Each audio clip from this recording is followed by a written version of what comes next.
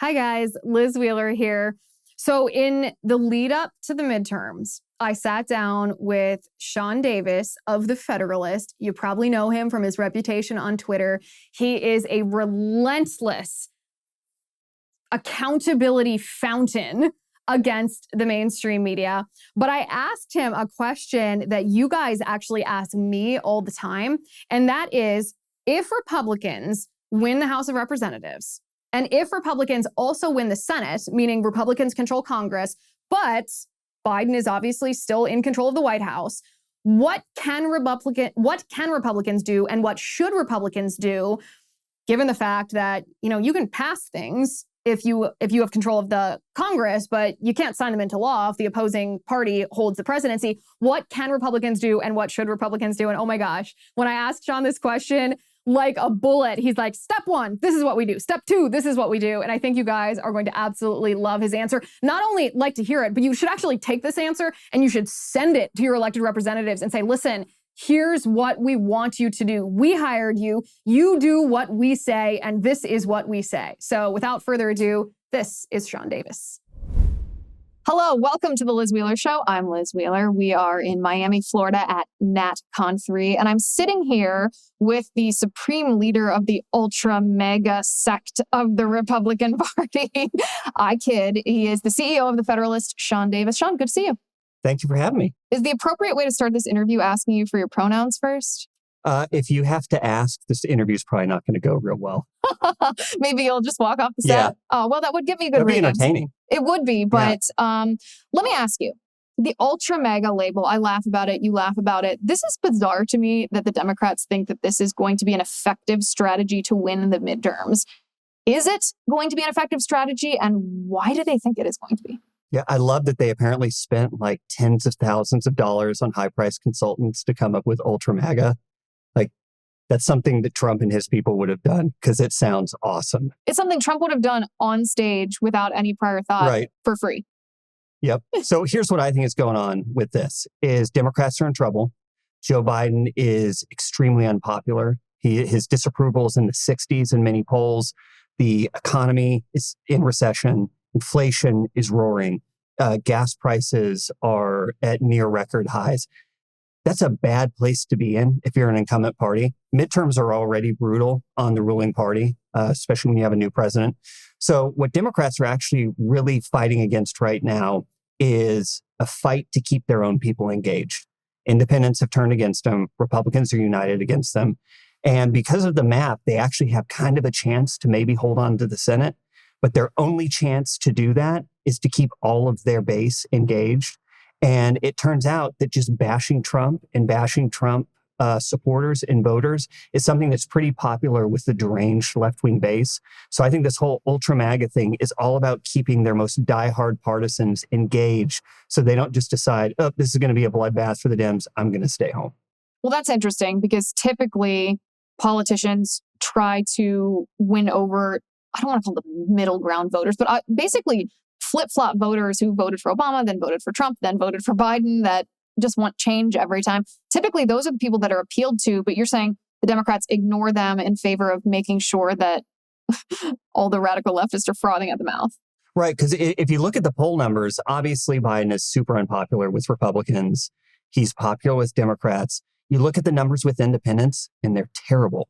I mean, I've seen some polls where Biden's approval rating with independents are in the 20s. I mean, we're not even at the point where you might be able to split them and call it a draw. What is worrying Democrats right now is the potential that the bottom falls out entirely and that they don't end up with a 50-50 Senate or even a 49-51 Senate. They're worried, I think, at this point about Patty Murray in Washington. There's a poll on her race where she's only up 3 or 4.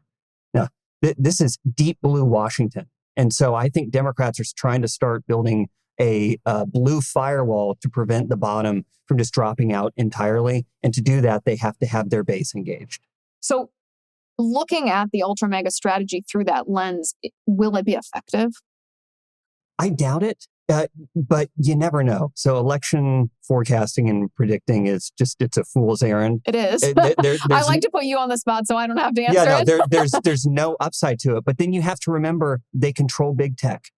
They control the media. They control what you can say on Twitter, on Facebook. They control what shows up in Google. And we saw what the media and big tech did for Democrats in 2020.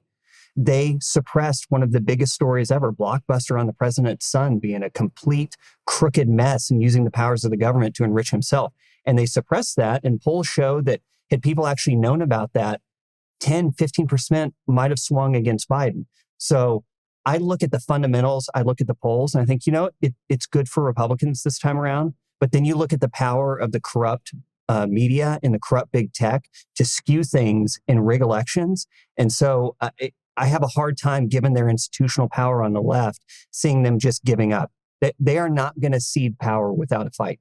No, especially when so many conservatives understand the ideology of the radical left now, that it's not just vanilla Democrats versus more traditional Republicans, that it's the conservative movement versus committed cultural Marxists.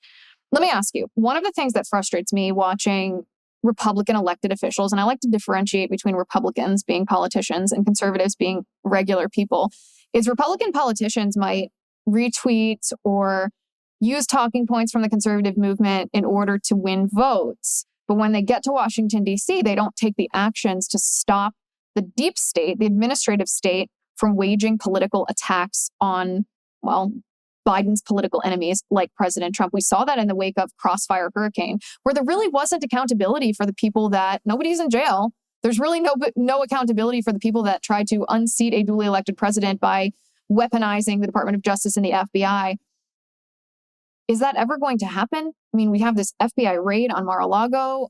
Are Republicans, when they take back the House and Senate, going to hold people accountable? And if so, how can they do that?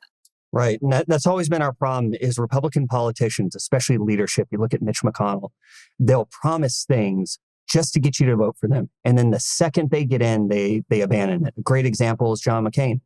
We were told for years, we can't repeal Obamacare because we need the Senate. Well, we gave them the Senate. Well, we can't repeal Obamacare unless we have the House and the Senate and the White House. We gave them the House and the Senate and White House. And what happens? They go there and a Republican goes and becomes the deciding vote to keep Obamacare. And the problem is Republican leaders, so-called leaders, have gotten away with it for too long. So I think it's up to voters to hold them accountable or to get rid of them. And it's a major reason why Mitch McConnell's having trouble right now is he got upset that the guys he wanted to win in primaries ended up losing. And then so he decided rather than being a good team player and getting on the GOP team to beat the Democrats, like conservatives are always told to do when their candidates lose, he decided he was just going to go out and trash the Republican candidates. Thankfully, he got bit pretty hard by the base and his donors on that. But yeah, I think it comes down to voters demanding that their elected leaders actually do something for once. And the whole Russiagate hoax and all that is a perfect example. Those people got away with it. Yeah. And so what happened when they got away with it? They did it again. And they're going to keep doing it again and again and again until they start getting thrown in prison. So give direction, sitting right here, right now, give direction to elected Republicans. Maybe some of them are already in Congress. Maybe they'll be voted into Congress in November. What exactly should they do from their positions of power to hold accountable the Department of Justice and the FBI for the January 6th stuff, for the Whitmer fednapping, for the Trump or the FBI raid on Trump at Mar-a-Lago? What should be done? Step one, you have to impeach Merrick Garland. Merrick Garland has completely violated his oath to the Constitution. He's abandoned the border. He's used the most powerful law enforcement agency in the world, the FBI, not to enforce the actual law, but to dub parents at school board meetings as domestic terrorists. This is a guy who hasn't done anything to go after rioters. So number one, he's gone. Day one, impeach him, send him to the Senate. He has to be impeached. Number two, at this point, you have to defund the DC U.S. Attorney's Office. The DC U.S. Attorney's Office is the one behind this absurd raid on Mar-a-Lago. It's the one behind putting scores, hundreds of people in prison for misdemeanor trespass at best, keeping them in prison without an opportunity for bail, not letting them see their attorneys, just letting people rot in prison. So the DC U.S. Attorney's Office, defund it entirely because they're not actually prosecuting crimes, they're prosecuting politics. And that would be the first step. What about the FBI itself? What about the Department of Justice? What about funding for that? Oh, I think the FBI needs to be dismantled, defunded in its entirety. It's a lot of people look at it and say, it's as a house, it has good bones. We just need to tear down some drywall and move some walls and update the kitchen and the FBI will be fine. No, it's a total loss. The foundation is rotted. The entire basis of that agency was conceived in nonsense. You look at what J. Edgar Hoover did from the beginning. They work in the building named after J. Edgar Hoover, a guy who spied on his enemies and blackmailed them so that they would do what his regime wanted. So no, the FBI has to go.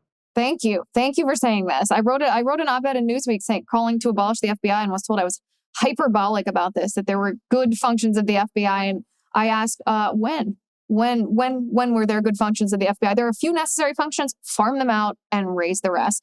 Okay, what about hearings in the House of Representatives and the Senate? Who should be called before Congress?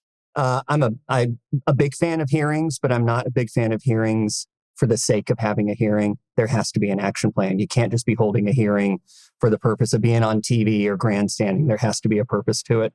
So I want all the oversight that's being done, and it has to start with DOJ, has to move to DHS next because of the border, has to be done with the purpose of rooting out all the nonsense there, defunding it, prohibiting it, and making sure this stuff never happens again.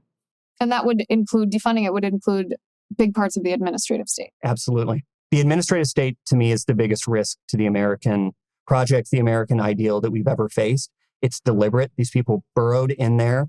They made for themselves sinecures and little fiefdoms that are completely insulated from political accountability. And you can't have that in a representative democracy. It's an aristocracy.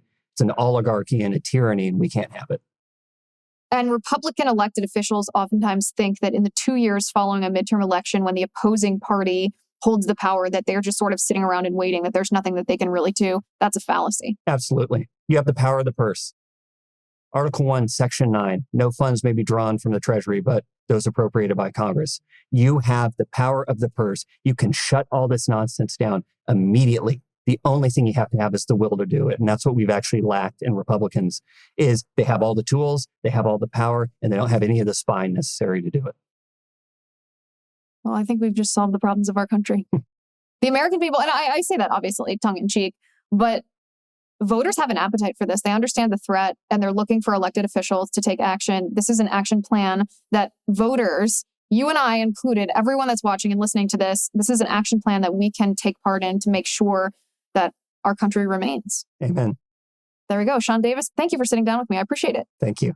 All right, guys. Thank you for watching. Let me know, by the way, everyone watching this, let me know what we should add to that list, what this action item that we are going to send to members of Congress, what should be included, what we want from the people we hire to represent us in Congress. You can let me know on locals, LizWheelershow.com/locals. Thank you for watching. Thank you for listening. I'm Liz Wheeler. This is The Liz Wheeler Show.